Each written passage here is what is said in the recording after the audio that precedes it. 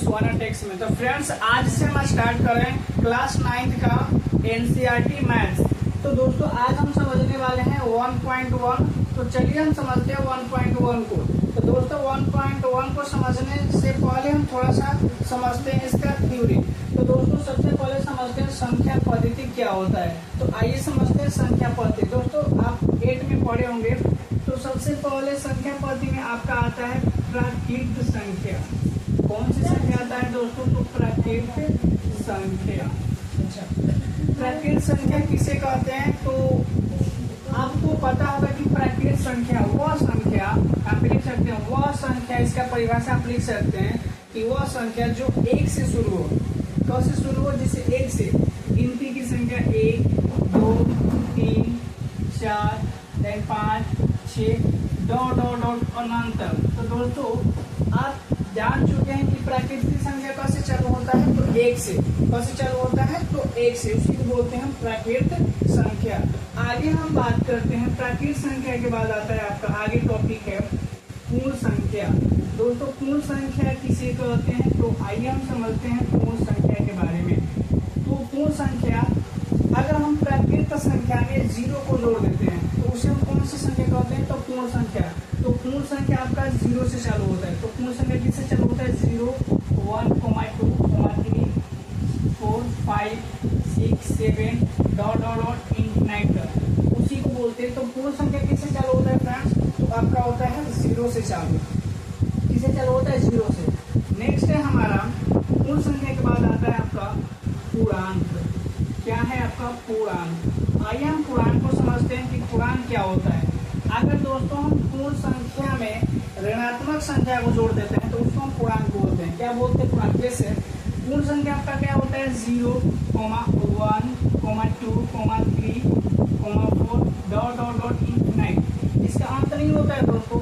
लेकिन ध्यान दीजिए कि आप अगर 0 पे खड़े हैं तो राइट साइड में जाइएगा तो आपका मान प्लस में जाएगा, और लेफ्ट में आइएगा तो क्या आएगा? माइनस में। जैसे इधर आइएगा तो -1, -2 और -3 डॉट डॉट डॉट अनंत तक। इसी को बोलते हैं पूर्णांक।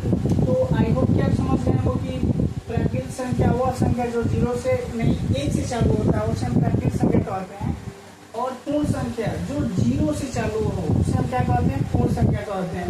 और पूर्णांक, अगर हम पूर्ण संख्या में ऋणात्मक संख्या यानी माइनस वाली संख्या को जोड़ देते हैं तो उसे हम क्या कहते हैं? उसे हम पूर्णांक कहते हैं। क्या कहते हैं? पूर्णांक।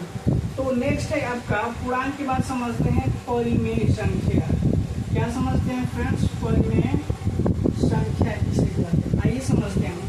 तो अगर परिमेय संख्या की बात करेंगे, जिस संख्या को हम p/q के रूप में लिख सकते हैं, यहाँ पे इसका परिभाषा होगा कि जिस संख्या को हम p/q के रूप में लिख सकते हैं उसे हम परिमेय संख्या कहते हैं। जैसे अगर इसमें सभी आ जाएगा तो परिमेय संख्या के कौन कौन आ जाएगा? आपका आ जाएगा प्राकृत संख्या प्लस पूर्ण संख्या प्लस पूर्णांक। इन सभी को हम क्या बोलते हैं? परिमेय संख्या। जैसे में प्राकृत संख्या में 1, 2, 3, 4, 5 उसमें आ जाएगा 0 पूर्ण संख्या में, और यहाँ पे पूर्णांक में आ जाएगा -1, 2, 3 और 0, 1, 2, 4। तो इन सभी को क्या बोलते हैं हम? परिमेय संख्या। नेक्स्ट आपका समझते हैं अपरिमेय संख्या। क्या समझते हैं दोस्तों? अपरिमेय संख्या। तो फ्रेंड्स अपरिमेय संख्या उसे कहते हैं जिसको हम p/q के रूप में नहीं लिख सकते। जैसे यहाँ पे p और बटी q के रूप में आप के रूप में नहीं लिख सकते हैं। तो उसे हम कौन सी संख्या कहते हैं? तो उसे हम कहते हैं अपरिमेय संख्या। जैसे एग्जाम्पल में लिखना होगा, जैसे आप लिख सकते हैं कि √3, 5, √2, √5। ये सब कौन सी संख्या है फ्रेंड्स? तो ये सब का आपका है अपरिमेय संख्या। आई होप कि प्राकृत संख्या, पूर्णांक संख्या, पूर्ण संख्या, परिमेय संख्या आपको समझ में आया हो। तो चलिए हम समझते हैं संख्या पद्धति। संख्या पद्धति को समझने के लिए हम सबसे पहले समझते हैं संख्या रेखा क्या होता है। तो देख सकते हैं कि यहाँ पे एक हम रेखा बनाए हैं, और यहाँ पे जब यहाँ पे आप खड़े होते हैं, मान लीजिए हम यहाँ पे खड़े हैं और हम उधर की ओर बढ़े तो हमारा मान बढ़ेगा, और इधर की ओर है पीछे की ओर हमारा मान क्या होगा, घटेगा। तो यहाँ पे देखिए 0 से अगर इस साइड चलते हैं, 0 से आप अगर राइट साइड की ओर चलते हैं तो आपका मान क्या होगा, बढ़ेगा, यानी 1 2 3 4 जाएगा। और देन इसको बहुत बड़ा भी कर सकते हैं, और यहाँ पे आइएगा इधर तो आपका मान क्या होगा, -1 -2 -3 और -4 आपका क्या होगा, ये मान घटेगा। तो इसी को बोलते हैं प्रश्नावली 1। तो यहाँ पे प्रश्नावली 1 हम डाल देते हैं। तो सबसे पहला प्रश्न है आपका कि क्या शून्य एक परिमेय संख्या है?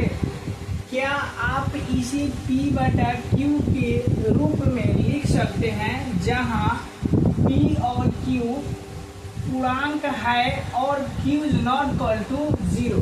तो दोस्तों इसमें पूछा है कि क्या 0 एक परिमेय संख्या है। तो यहाँ पे समझते हैं, तो यहाँ पे समझिए कि 0 जो है वह परिमेय संख्या है कि नहीं। तो दोस्तों हम आपको बताए थे कि परिमेय संख्या में कौन कौन संख्या आते हैं। तो यहाँ पे परिमेय संख्या में अभी बताए थे कि आपका आता है प्राकृत संख्या प्लस पूर्ण संख्या प्लस पूर्णांक आता है। तो दोस्तों प्राकृत संख्या 1 से चालू होता है, 1 2 3 से, और पूर्ण संख्या किससे चालू होता है, 0 से। तो ये बताइए कि 0 क्या एक परिमेय संख्या हो सकता है कि नहीं। तो हाँ दोस्तों यहाँ पे लिखिए आंसर में, हाँ 0 एक क्या है, 0 एक परिमेय संख्या है। यहाँ पे लिखिएगा हाँ 0 एक परिमेय संख्या है। क्यों? क्योंकि यहाँ पे लिख सकते हैं कि क्योंकि इसको हम P/Q के रूप में भी लिख सकते हैं। जैसे में अगर आपको दिखाना है तो 0 है तो 0, अच्छा इसके बटे में हम 1 लिख सकते हैं। क्यों? क्योंकि 1 लिखिए, ऐसा मत लिखिए, उससे कोई दिक्कत नहीं है। तो क्या ये P/Q के रूप में नहीं है? तो हाँ बिल्कुल है, क्योंकि P का मान 0 हो जाएगा और Q का मान 1 हम लिख सकते हैं। तो क्या 0 को हम 0/2 भी लिख सकते हैं और 0/3 भी लिख सकते हैं। यानी दोस्तों हम 0 के बटा में कुछ भी देंगे और भागा देंगे तो क्या आएगा, 0 ही आएगा। तो इसको हम P/Q के रूप में भी लिख सकते हैं। अतः एक कौन सी संख्या होगा, परिमेय संख्या। तो चलिए हम दूसरे नंबर सवाल को भी समझते हैं। 3 और 4 के बीच में 6 यानी 6 परिमेय संख्याएं ज्ञात कीजिए। तो दोस्तों अगर आपके पास इस तरह का सवाल आता है कि जिसमें परिमेय संख्याएं ज्ञात करना है तो आप इजीली कर सकते हैं। जैसे यहाँ पे 6 है, यहाँ पे क्या है दोस्तों, तो 6 में आपको जब भी परिमेय संख्या ज्ञात करने के लिए बोले, यहाँ पे 6 बोले तो 6 में क्या कर देना है, 1 जोड़ देना है। तो 7, यहाँ पे 1 जोड़ेंगे तो कितना आ जाएगा, 7। अगर यहाँ पे 7 बोलेगा तो 1 जोड़िएगा तो 8 आ जाएगा। यहाँ पे 9 बोलेगा तो 1 जोड़िएगा तो 10 आ जाएगा। तो यहाँ पे 6 बोला है तो 1 आपको क्या कर देना है, इसमें ऐड करना है तो 7 आ जाएगा। और एक दिन लिखना है आपको 3, यहाँ पे हल लिख लेते हैं हम। हल में क्या लिखेंगे, एक दिन 3 और एक दिन लिखेंगे 4। 3 और 4 लिखे और इसमें गुणा कर देना है किससे, बताइए। इसके बटे में हम कुछ भी नहीं तो 1 लिख सकते हैं। देन यहाँ पे 7 में गुणा कर देना है। 7 से अगर ऊपर भी गुणा करेंगे, 7 से नीचे भी गुणा करेंगे, और इसमें भी 7 से ऊपर भी गुणा करेंगे और 7 से नीचे। दोस्तों अगर हम इसमें गुणा करते हैं तो इसमें कोई भी प्रभाव नहीं पड़ेगा। अगर 7 कटेगा तो 3 बचेगा, 7 कट जाएगा तो 4 बचेगा, उससे कोई भी इफेक्ट इसमें नहीं होगा। तो आइए हम लिखते हैं। जैसे यहाँ पे लिखिएगा तो 7 में और 3 में गुणा कीजिएगा तो 7 के 21 आएगा, और फिर 7 में 1 में गुणा कीजिएगा तो 7 आएगा। इसी तरह इसमें भी गुणा कीजिएगा तो 7 के 28 आएगा, और 7 में 1 में मल्टीप्लाई कीजिएगा तो 7 आएगा। दोस्तों अगर हम इसको कटाएं तो 3 और 4 ही आएगा, क्योंकि इससे कोई मतलब नहीं है कि आप इससे गुणा कर सकते हैं। परिमेय संख्या ज्ञात करने का रूल है। तो अब इनके बीच में आपको क्या लिखना है, परिमेय संख्या। देखिए 21 है तो 21 के बाद आपका क्या आएगा, 22 आएगा, बट्टे में 7, 10 के 10 हो जाएगा। 22 के बाद क्या आएगा, 23 आएगा, बट्टे में 7। फिर भी आपको 6 लिखना है। 23 के बाद 24 आएगा, बट्टे 7। 24 के बाद 25 आएगा तो बट्टे 7 हो जाएगा, और उसके बाद 26 बट्टे 7, उसके बाद 27 बट्टे 7। देख सकते हैं कि इनके और इनके बीच ये कौन सी संख्या है, परिमेय संख्या है। तो आई होप कि आपको समझ में आया होगा कि परिमेय संख्याएं कैसे ज्ञात करते हैं। तो चलिए तीसरा नंबर सवाल है कि 3/5 और 4/5 के बीच 5 परिमेय संख्याएं ज्ञात कीजिए। तो आपको इन बटा में दिया है तो इनके बीच क्या करना है, परिमेय संख्या ज्ञात करना, वो भी कितना 5। तो दोस्तों जो हम रूल बताए हैं तो आप इसमें 5 में 1 जोड़ के इनमें मल्टीप्लाई करके ज्ञात कर सकते हैं, अन्यथा इस तरीके से भी कर सकते हैं, वो हम बता दें। चलिए सबसे पहले दिया है 3/5 और दिया है 4/5, देख सकते हैं इन दोनों के बटे में 5-5 दिया है। तो क्या आप 5 परिमेय संख्या इनके बीच में लिख सकते हैं? देखिए दोस्तों 3 के बाद तो 4 आता है, बिल्कुल आप नहीं लिख सकते, लेकिन आप यहाँ पे भी 0 बैठा दे और यहाँ पे भी 0 बैठा दे, इसको काटाइएगा तो 0 0 कट जाएगा, 3/5 से बचेगा, और इसमें भी 0 बैठाइए, इसमें भी 0 बैठाइए, काटेंगे तो उतना ही आएगा, यानी कि 4/5 से आ जाएगा। तो क्या आप इस तरह से लिख सकते हैं कि नहीं? बिल्कुल लिख सकते हैं।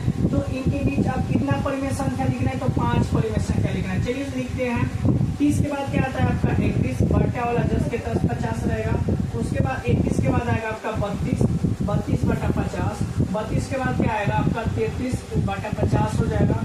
उसके बाद आएगा 34/50, उसके बाद आएगा 35/50। तो आप और सारा भी लिख सकते हैं, लेकिन बोला है कि आपको 5 ही लिखना है। तो आई होप कि ये समझ में आया होगा आपको। चलिए हम चौथे नंबर क्वेश्चन को भी तो आइए दोस्तों हम चौथे नंबर सवाल को समझते हैं। एक चैप्टर का लास्ट सवाल है। तो चलिए एक सवाल क्या होता है कि बोल रहा है कि नीचे दिए गए कथन सत्य है या असत्य, कारण के साथ अपना उत्तर दीजिए। तो दोस्तों समझते हैं सबसे पहले कि क्या कह रहा है। यहाँ पे कह रहा है कि प्रत्येक प्राकृत संख्या एक पूर्ण संख्या होती है। तो प्रत्येक प्राकृत संख्या क्या पूछ रहा है कि एक पूर्ण संख्या होती है। तो दोस्तों आपको हम बताए थे कि पूर्ण संख्या बराबर क्या होता है। अगर हम बात करें पूर्ण संख्या बराबर वो होता है प्राकृत संख्या प्लस 0। क्या होता है दोस्तों? प्राकृत, अगर हम 1 2 में 0 को जोड़ देंगे तो कौन सा संख्या हो जाएगा? आपका पूर्ण संख्या हो जाएगा। तो पूछ रहा है कि प्राकृत जो संख्या है, प्राकृत संख्या वो एक पूर्ण संख्या होता है कि नहीं। तो देख सकते हैं कि प्राकृत संख्या एक पूर्ण संख्या होगा, क्योंकि ये प्राकृत एक दो है और एक दो पूर्ण संख्या में भी आता है। तो इसीलिए कथन आपका क्या हो जाएगा? तो ये हो जाएगा आपका सत्य। आपका कथन क्या हो जाएगा फ्रेंड्स? ये हो जाएगा सत्य। तो आप सत्य लिख लीजिएगा। नेक्स्ट समझते हैं कि प्रत्येक पूर्णांक एक पूर्ण संख्या होती है। तो प्रत्येक पूर्णांक एक पूर्ण संख्या होती है। तो पूर्णांक बराबर क्या होता है? देखिए पूर्णांक जो है, पूर्णांक यहाँ पे समझते हैं पूर्णांक कैसे होता है। जब हम पूर्ण संख्या में कौन सी संख्या को जोड़ते हैं तो पूर्णांक बनता है। तो हम ऋणात्मक संख्या को जोड़ते हैं। कौन सी संख्या ऋणात्मक यानी माइनस वाला, तब जाके वो क्या बनता है? पूर्णांक बनता है। पीछे आपको बताए हैं। तो यहाँ पे देखिए कह रहा है कि प्रत्येक पूर्णांक एक पूर्ण संख्या होती है। तो प्रत्येक जो पूर्णांक है वो केवल पूर्ण संख्या होता है दोस्तों, नहीं, उसमें ऋणात्मक भी होता है। कौन सी संख्या भी होता है? ऋणात्मक। इसीलिए कथन क्या होगा आपका? ये कथन जो है ये असत्य होगा। क्या होगा? असत्य। क्यों? क्योंकि पूर्णांक जो है वो पूर्ण संख्या भी होगा और ऋणात्मक संख्या भी होगा, इसीलिए कथन क्या होगा? असत्य होगा। लास्ट सवाल समझते हैं कि प्रत्येक परिमेय संख्या एक पूर्ण संख्या होती है। ये होती है फ्रेंड्स, आपके यहाँ पे होती है डाल लीजिएगा, यहाँ पे हम डाल देते हैं होती है। तो यहाँ पे परिमेय संख्या बराबर आपका पढ़े थे। तो परिमेय संख्या बराबर होता है प्राकृत संख्या प्लस पूर्ण संख्या प्लस पूर्णांक होता है। ये तो आप पढ़े थे, लेकिन यहाँ पे सवाल में क्या कर रहा है कि प्रत्येक परिमेय संख्या एक पूर्ण संख्या होती है। तो देखिए प्रत्येक जो परिमेय संख्या क्या वो एक पूर्ण संख्या है? नहीं, इसमें प्राकृत संख्या भी है और पूर्णांक भी है, लेकिन उसमें कह रहा है कि एक पूर्ण संख्या होती है। इसलिए ये भी एक कथन क्या होगा? क्योंकि असत्य होगा। क्योंकि इसमें प्राकृत संख्या भी होता है, पूर्णांक भी होता है, केवल दोस्तों पूर्ण संख्या नहीं होता है। इसलिए कथन क्या होगा? असत्य होगा। क्या होगा? असत्य। आई होप कि ये वीडियो आपको अच्छा लगा होगा। तो दोस्तों मिलते हैं नेक्स्ट वीडियो में। इतना के लिए जय हिंद।